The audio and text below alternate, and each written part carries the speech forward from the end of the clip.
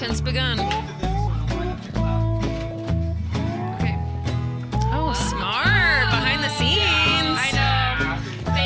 Fancy. That's what we do every week. That's right. Maisie, get up here. Really? Never heard them clap? I would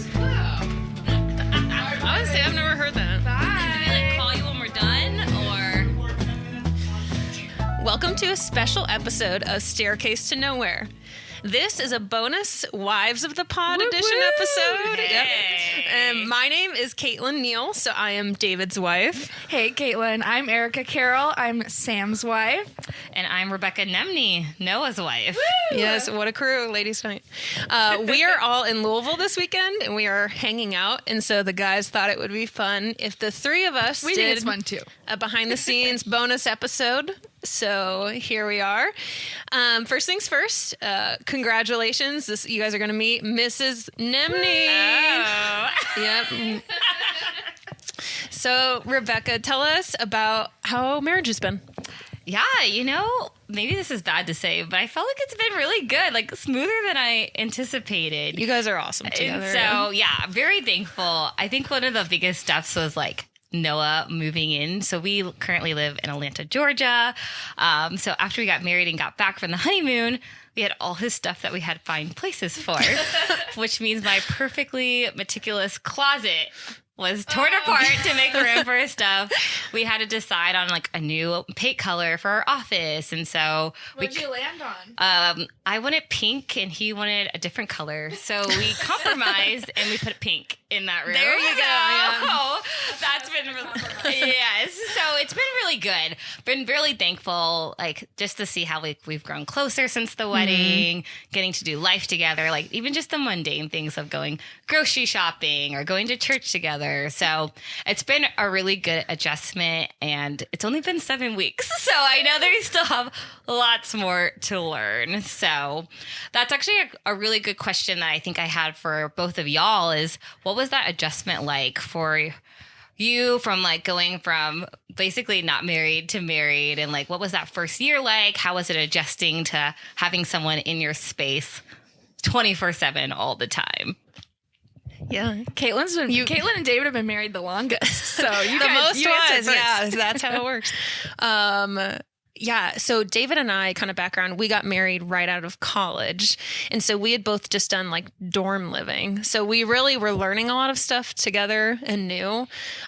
Something that is, kind of funny is he had a roommate, and I don't know if Darius will ever listen to this episode, but whenever I would go visit, I would go into the dorm room and be like, oh, Darius, like he's so messy, and I was like, David's roommate, is just, making the room a mess. But what I found out is that was David's mess. It was David's And fault. so, Classic. yep. So that was a learning curve. I was like, wait a second. So Darius, you're off the hook for that. But so funny. I think even just like the cleaning, like just the little routine things that you don't realize that you do differently than somebody else is a learning curve. Yeah. But yeah. What about you? Erica's been married 6 years. Yeah, so you guys have, are you at 7 already or?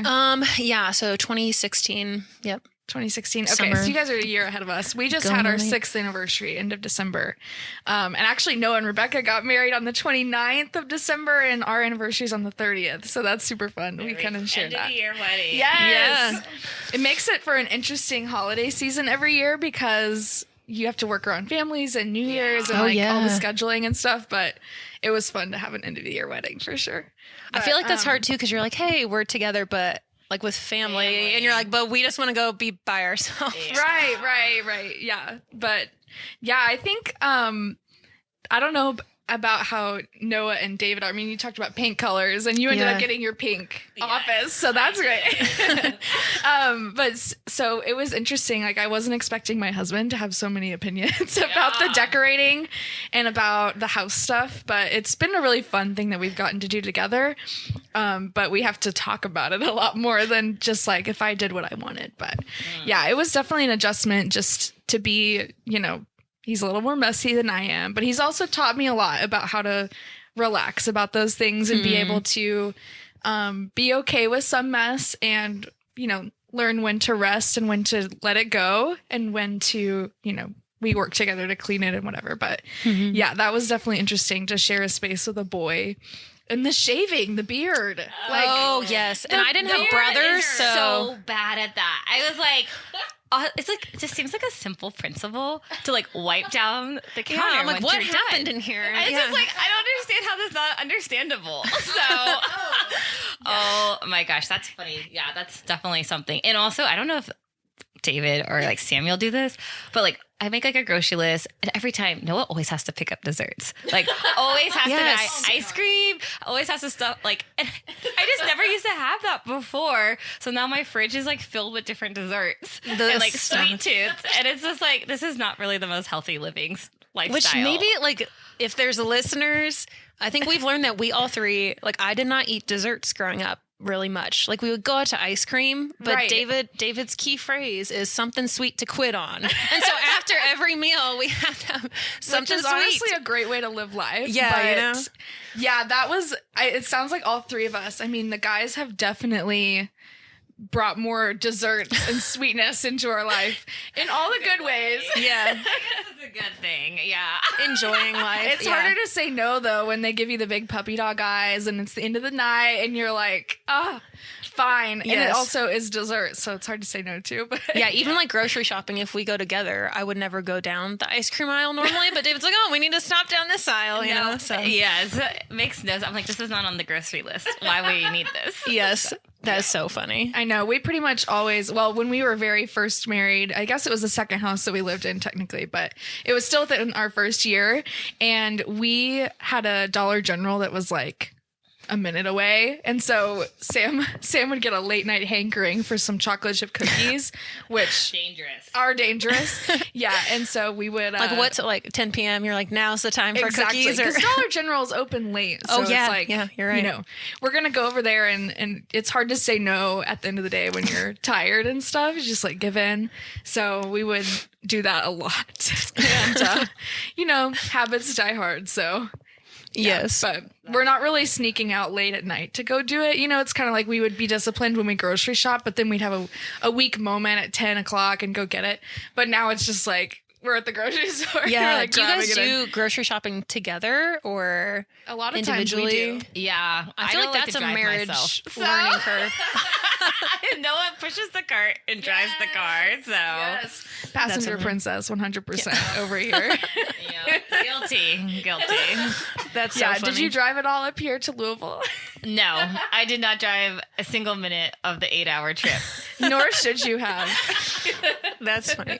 I'm trying to think. David sometimes will be though, like, man, I drove all that 8 hours, and I'm like, I offered to drive, but he's like, you're good. I always offer. I feel like Noah also prefers his driving style over mine, which that's true. David's like, I drive faster than you. We'll get there quicker. Oh, and I'm like, no, we have the okay. opposite problem. But I got here in 6 hours if I drove. So. But then they act the martyr in front of the family or Yes, whoever, and they're like, thank "Oh, you. I had to drive so much today," and I'm like, "I offered just as much, and you said no every time." That's so funny. That's pretty funny. Yeah. But also, I'm not gonna lie, I don't want to drive, but Yeah. I'm willing to play my part. So Yeah, exactly. yeah, but welcome to the married club. It's so fun. Thank you. Yeah, it's been really, really sweet season. So very thankful. Yeah, my favorite thing is just like not having to say goodbye. That was, I remember when we first got married, that was the best feeling, was just getting to do everything with your best friend. So a lot of our time together is just like grocery shopping and running errands and like doing that kind of stuff together. So it's Even just like the best. road trips are fun just because it's like doing it with somebody else. And yeah, even like just getting gas or doing life with somebody who knows you so well too. Yeah. And we've got some pretty good guys, I think. The three of us do. We're a little biased, I will say. Yeah, we'd like to say we're the biggest fans of the podcast, but Yeah, Not whoever's according to listening. Spotify. Yeah, I think it's the top 3. And I was like, wait a second. Or top 7%, which Yeah. doesn't Who's make any out sense. there? I listened to every episode. So Yeah. which honestly is maybe a little more than I can say, unfortunately. I am the one I listen to. Well, do you guys? So when I listen to a podcast, I will listen to the very last second because you never know if there'll be content at the end. That's but true, do you a guys little listen to surprise. episodes all the way through? I'm not that way. I'll like I also get insight into the editing on the back end because Sam will do a lot of the initial edits. And so I kind of know if he's gonna surprise anybody, it's not gonna be me because I'm like sitting. He usually does a lot of his editing from bed after the episode's been recorded, and he's so excited. So you've heard the episodes like 12 times by the time they're I aired. know, but you it don't doesn't need count on the Spotify. Oh yeah, you know, you all just the gotta put data it on in points the and stuff background. are not there. But yes, I do try to listen to all of them if I can. But I'm not as on top of it as I need to be. The notifications. Well, apparently the top 2%, are above. Hey, that's pretty good. But hey, season 2 is here now, so this is my chance to redeem myself. Yeah, your opportunity.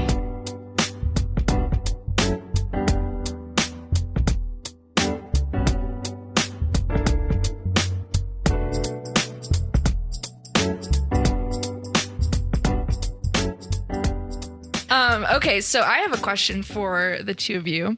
So, Caitlin, you and David have been married while David served on staff at different churches. And then Rebecca, I'm sure you and Noah have talked about future ministry plans. What's it been like for you all navigating your husband's relationship to church and ministry and then balancing that with your own callings and goals as women? What's your perspective on that? Yeah, I feel like what's kind of cool is all three of us are a little bit more of like, not career woman, but have been pretty involved in our different careers. I guess like my journey with ministry is kind of interesting too, in the sense that I grew up in church, but like had no context whatsoever for being like a pastor's wife. So didn't know many pastors' wives, just, no idea what I was stepping into. And so when we were getting married, I was like, oh, this is going to be so cool. I'm the pastor's wife. It'll be so Did cutesy. David want to be a pastor? Like when you guys met, did you kind of know that was what you were walking into? He originally wanted to do missions work, so more kind of overseas, things like that. Still kind of pastoral ministry. But through college, he knew he wanted to go to seminary, knew he wanted to be a pastor. So I knew pretty clearly, like I was like, oh, that'll be somewhat the role I'll be kind of stepping into. But I feel like even over the 7 years, my view of church and ministry has totally been not like deconstructed and reconstructed, but just like I had no idea what I was stepping into. And it's been really, really hard in seasons, but also so sweet. And I have, really loved it. I think I just had no idea. You hear things about pastors' wives and then there's like, oh, stereotypes. And I think even with David, I don't know if people can pick this up from the podcast, but he's like a pretty big personality. So the whole idea of like, he just was larger than life. And then the pastor's wife being kind of that second, like, and I heard somebody say this and I was like, yeah, this is so true. Like just not even having a name, like just being like the pastor's wife or like, oh, it's David's wife, was kind of a learning curve. But I love that about David. Like that's partially what I admire in him. But I think what I've learned and had so much grace for, I guess, is just how much pastors, and I didn't know this about pastors too, just how much pressure people put on them and like just how they don't seem like real people to people. And I was guilty of that even before, like, I think before being a pastor's wife, I was like, oh, you'll be like, I can't believe they said this in the sermon, or worship today was like this, or just so critical. And that it's like, no, that's like a human with a family, and we don't have kids yet, but like the way you parent is all like, people are always watching. Show for everybody. Yeah. So I think, that's something that was like, even in the last couple years, just kind of didn't realize like the first few years of marriage and in ministry felt very like, oh, I have to be put together and kind of the show and performance almost. And then that got to like, not a breaking point, but just that's not sustainable and that's not how God wants it to be. And so really just learning like, oh, wow, actually when I'm vulnerable and broken as a pastor's wife, then that gives space for like people in the church to be vulnerable and broken too. So it's been, I would just say overall a huge learning curve, just because I didn't have, I would say, a lot of context even going into it. And David's mom, shout out, I don't know if she listens to this, but she is amazing. She is amazing. So they've been super huge models for me and just how to do ministry. Awesome. But what about you guys, Rebecca, feel ready to be You know, it's funny. pastor's wife? I like look back, and even when Noah and I were talking at first, not even like officially dating, it was like a huge hurdle for me to get over this like concept of like being with someone who wants to do like ministry full time, because I just never pictured that for myself. Like I grew up in the church, but like no one in my family works in ministry. Like I don't have like, I guess, a good model besides, I guess, my own pastors growing up.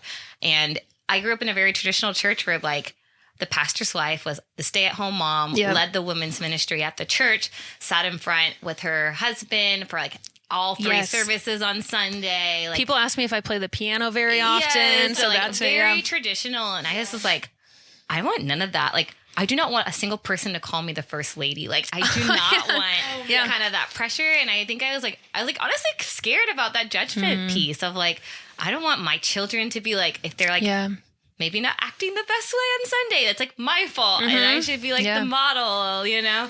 And so that was a really hard hurdle to like recognize, of like stepping into this space that I know that we will be in soon and trying to let go of those fears. And I think you put it really beautifully about like me creating space of like, I'm not perfect. And like, that is okay. Like we all come together, and like providing that model of vulnerability, I think is so powerful, I think, especially for other women that may feel that same things. And so I did tell Noah on our first date that I was not going to quit my job. I was not going to, like, because I worked so hard. Like I got my master's in public health. I have a job I love in evaluation.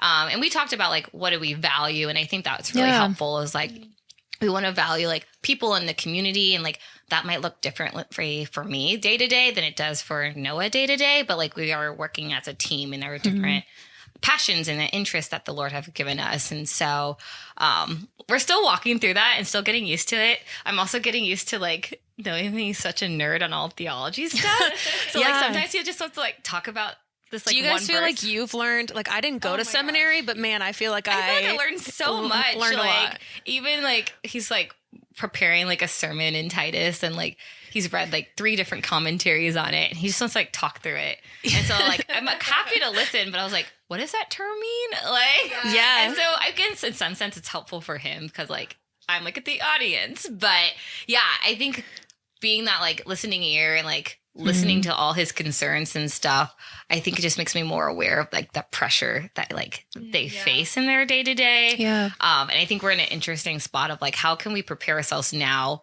for that day that he's like in full-time ministry and like working? Because I mean, I've heard stories for like when he worked at past churches, and like this has been a really sweet season of this one to like observe and like be poured into for us right now.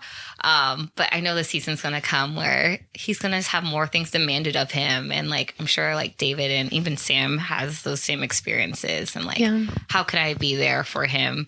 And I know he also wants to make sure that I feel supported, that like, even if I don't work in ministry, that like I can pursue my own career goals and my career dreams, and like still have that outlet to like do my work. So it's a hard balance. Like I don't have anything figured out. You're earlier. Yeah, you got not even plenty there of time. yet, but I would say we also don't have it figured out even after 7 years. So definitely not. Yeah. I feel like that's relevant too with like their podcast, in the sense of like how culture, I think kind of in a cool way, women do a lot of work. Like we have careers and more accessibility to a lot of that.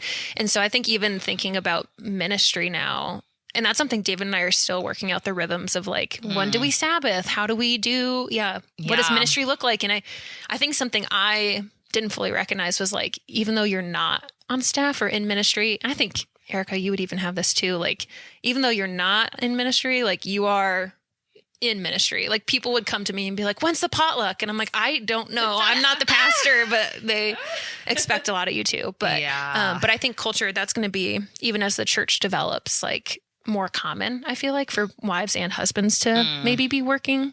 So yeah, I think that'll continue as the church develops to be like a very relevant discussion on how do you balance that. And important too, right? I think it's like a generational thing too, like you were saying. So because like I see y'all, you know, still working, your husband's working ministry. So it's like there are good models out there, you know, people do it. And so something that we still have to learn and like walk through. Erica, so I know you guys are kind of in maybe non-traditional, if you will, like church ministry, but how do you feel like, what have you learned doing ministry with Sam? Yeah, it's a good question for me, because I guess kind of similar to what Rebecca was saying. Like, I never wanted to be a pastor's wife. Still do not want to be a pastor's wife ever. Yeah. As the traditional like sense of it, or the stereotypical sense of it. And I also very much like love my job and my career. Working in a secular space is a great outlet for me. And I see that as my ministry, to be able to provide a safe place in a not safe place for people, and to be really good at being someone's boss, and like being really good at my job in a secular area of life, has been really great for me. And so, but it's interesting, like, I think because our husbands are so traditionally ministry driven, and Sam was actually a youth pastor for a couple years, like when we were dating, and he was doing that like full time, and I kind of got to watch that from afar. And he's so good at it. Like, he's so good at connecting with people and teaching. He's so gifted in those things. But I also saw like the other side of that, of how did you go to a lot of the like? Would you go to youth group with or like help lead it or anything? You know what I mean? Like, yeah. I love that. Well, I did when I was in town. I mean, he was in Mississippi. We were like 8 hours apart at the time. So when I was in town visiting, like, I would go with him sometimes. And one time he threw me up on stage and had me sing with the youth group kids and like lead worship and stuff. But supportive. Yeah. I bet the kids ate that up too. Yeah, I feel like middle schoolers whenever they're like, "Oh my gosh, somebody's dating." Yeah. Yeah, it was funny, but I obviously, we do ministry and see ministry so much as a team too.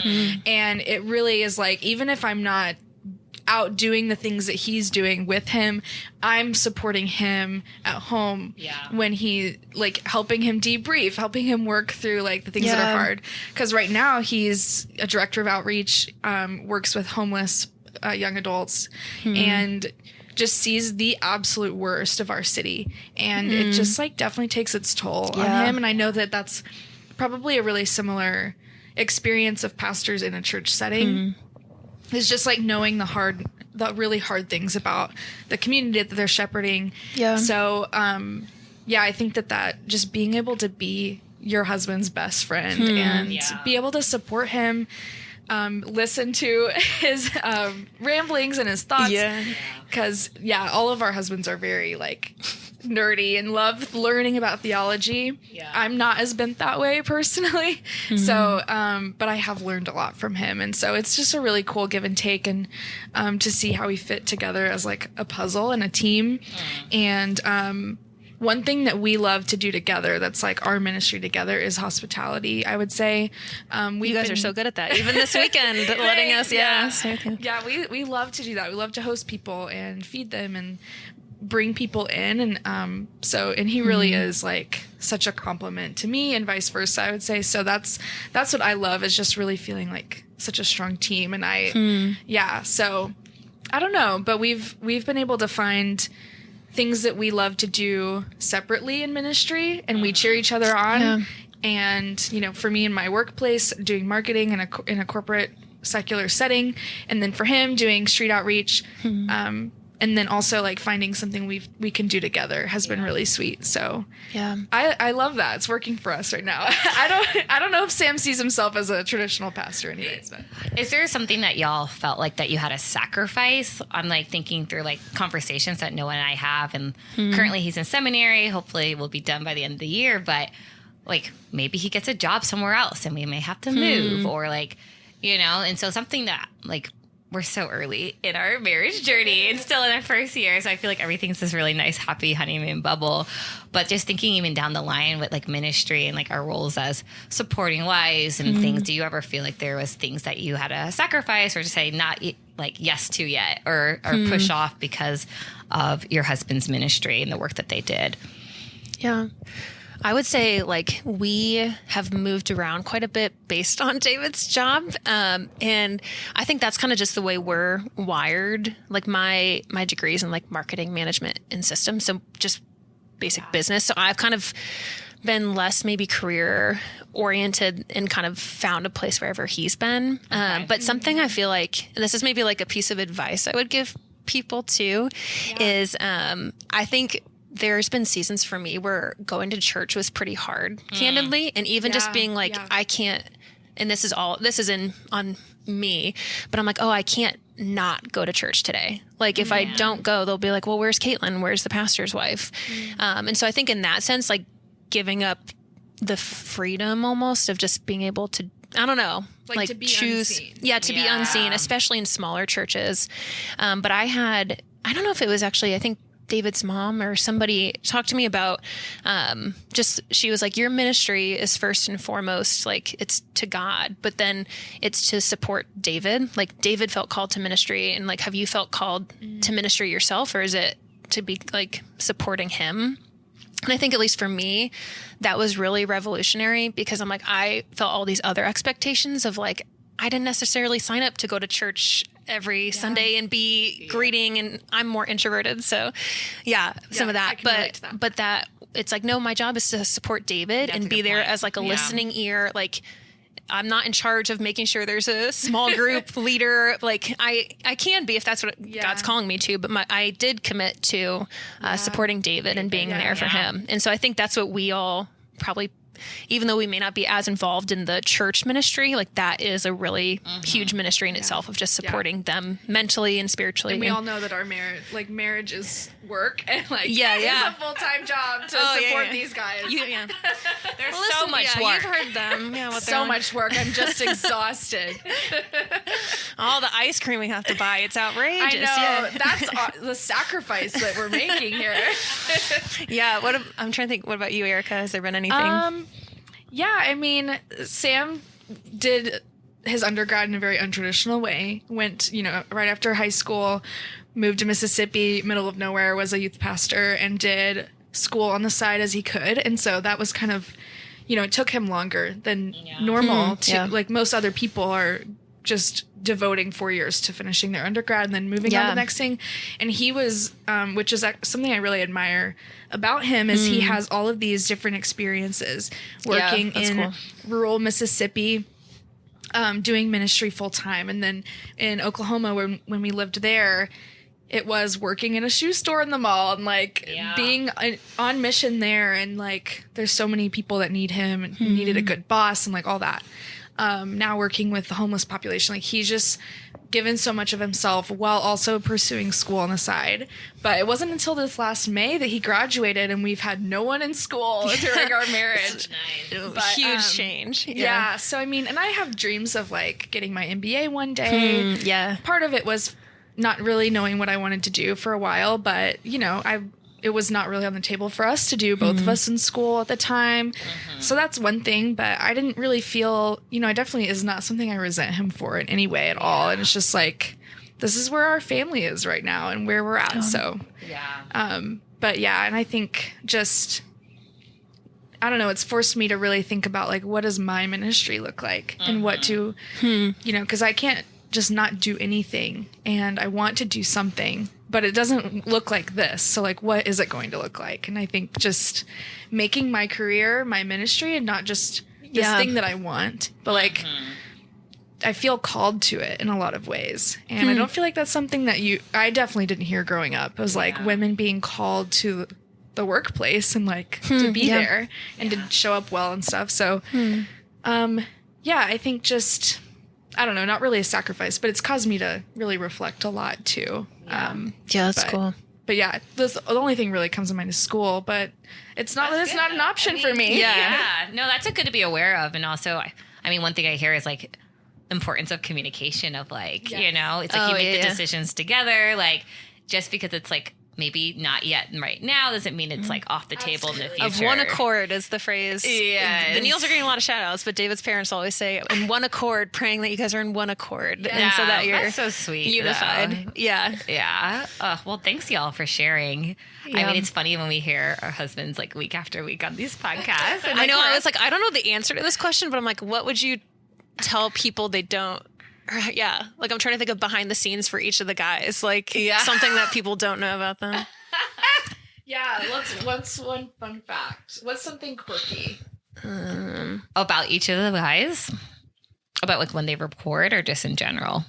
I don't know. So something about Sam, I don't know if it's actually come up or not in the podcast, but the fact that he's lactose intolerant was like an adjustment for me. Getting married. Yeah, marriage. Yeah. I was gonna say that. I was like, that's cook dairy free a lot of times, which I love. That's cheese. rough. Like, when you bake though, like do you just find substitutes? Like that's my thing. Like baking, I feel like I use so much milk. Yeah, it depends on what it is. I usually use the lactose free milk for and stuff. It works exactly the same. It does. But a lot of times, like, if it gets cooked out, it's fine. But like when I made the frosting for the chocolate cake that we ate this weekend, good, so tasty. Thank you. Instead of heavy cream, I like used coconut milk. So that's a quirk about him. That's funny. Yeah. I'm trying to think if there's anything else funny about him.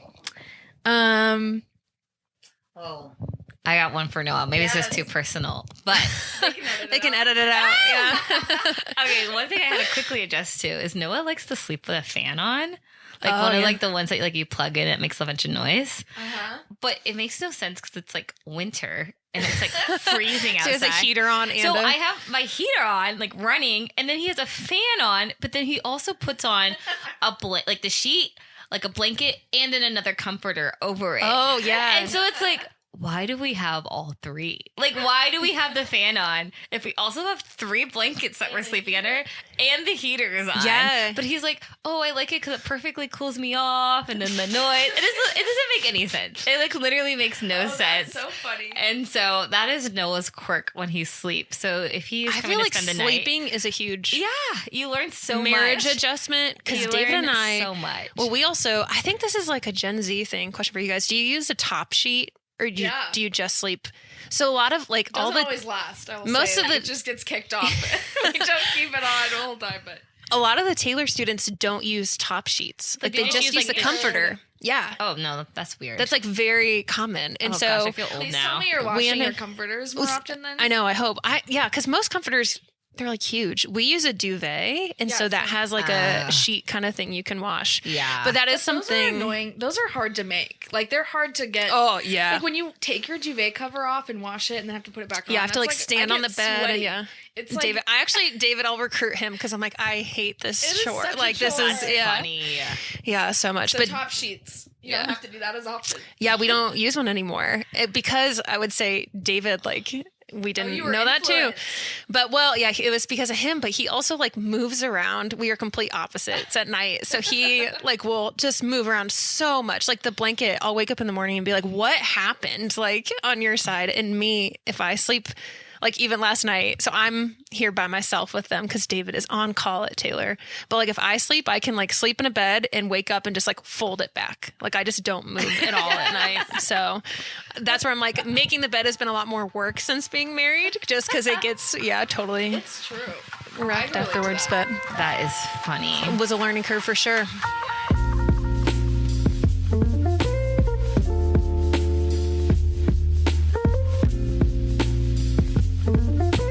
One last fun question for y'all.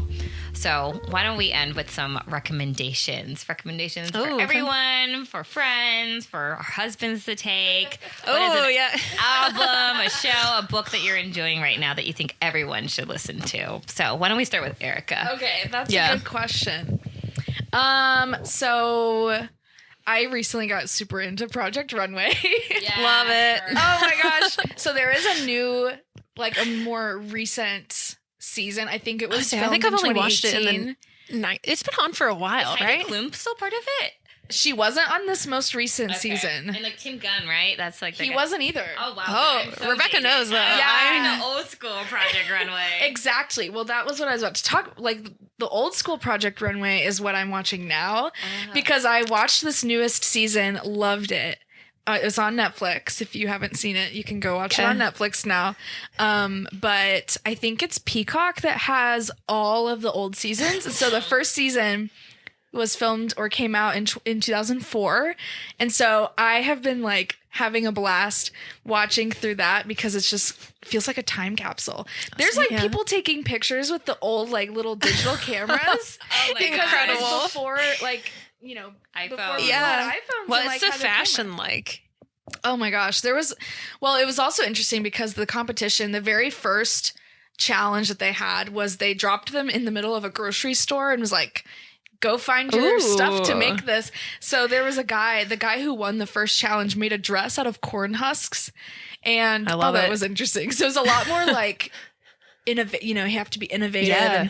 But one lady, she made a dress out of like, you know, those old lawn chairs that are made out of the rubbery, they kind of have the rubbery. Yeah. So she made this dress. It was very like space. It was very like a space ahead of its time. Yeah.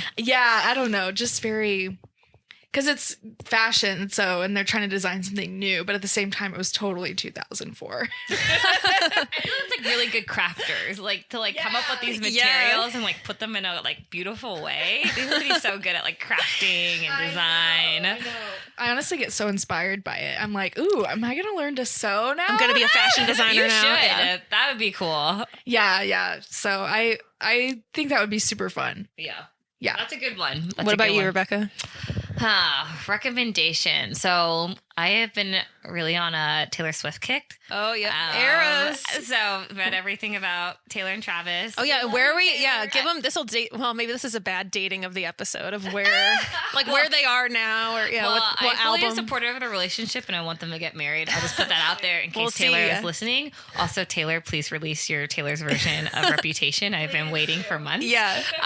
So I will say, I mean, I guess it's not even just an album, but sometimes just like popping on Taylor Swift in the background, just this like instant mood booster. Yes. So highly recommend anyone who has not listened to her music recently, listen to the Taylor's versions. We fully support her. So she's like the best friend from high school, you know, the best friend from high school. Because I think a lot of us listened to her like in high school. Like I said, I think that's why she has so much influence too. Because we like grew up with her. Also, Taylor, if you're inviting people to your wedding, we will also happy to come. Rebecca needs a seat.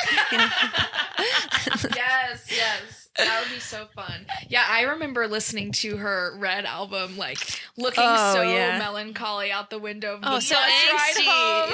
Yep.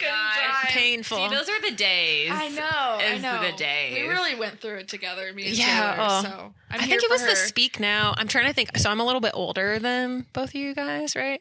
Like I'm trying to think. Okay. Oh yeah. So not at all. The influential albums. Yeah. The Speak Now. Speak Now. Yeah. So there's so many good ones. I really like her like more like acoustic stuff, like the folklore and Evermore. I've been really into those lately. So yeah, I always gotta put a recommendation out for my girl Taylor, even though I did not pay to go. She's to her listening concert. for sure. Yeah. So yeah, her movie comes on Disney Plus in March. Oh yeah, another shout out. So that's incredible. Watching her with the Travis Kelce stuff, and it's so fascinating. Supporting the Chiefs, it's fun because it feels like your friend from high school, so it feels very nostalgic, even their relationship, because it's like she's at a high school football game, you know, even though it's obviously not. But that's basically the same thing. Super Bowl, high school game. Super Bowl, high school, same diff. Yeah. What about you, Caitlin? I was trying to think. Probably funny recommend. I don't know that I can endorse this movie or soundtrack, but it's very good. Is the Mean Girls movie just came out? David and I saw it, and we were so pleasantly surprised by how good it is. And so I listened to the whole album, I think twice on the way Noah down could probably here. Sing it to you right now. Yeah, it's so good. The movie, I didn't. This is maybe a hot take, but the first movie I've maybe seen it once. I have very little context. I know a bunch of the references, but I was like, I don't know if I'm going to like the movie. But it was actually very good. And then the soundtrack is just incredible. Awesome. So I'll have to check it out. I haven't seen it yet. We haven't gone to see it. Yeah, it's good. I don't know if it would be like just listening to the album without seeing the movie, if it would be the same effect. But it is, incredible. Yes. Very good. Sounds like we have some catching up to do on Project Runway. I said, let's talk And about a then girls' have night. Taylor Swift and Mean Girls. Yeah. So the guys are actually recording next after us. Yeah. So we're gonna ditch this place. We're gonna go get some milkshakes. I'm gonna show the girls my favorite milkshake place here in Louisville. It's gonna be fun. So we'll probably pumped. listen to Taylor Swift on the way there. Oh yeah, there you go. Yes, love a good Taylor Swift. And then Well, watch, yeah. thanks for listening to the Wise Pod edition. Yeah, what? I was gonna sing Ladies Night. I'm not a singer. That's the. I don't even know. All right, Samuel, Noah, come turn this off for us. Yeah, please. Oh yes, thank goodness. And Maisie, we can't forget Maisie. Oh yes. She was here carrying this episode. How do I turn this thing off?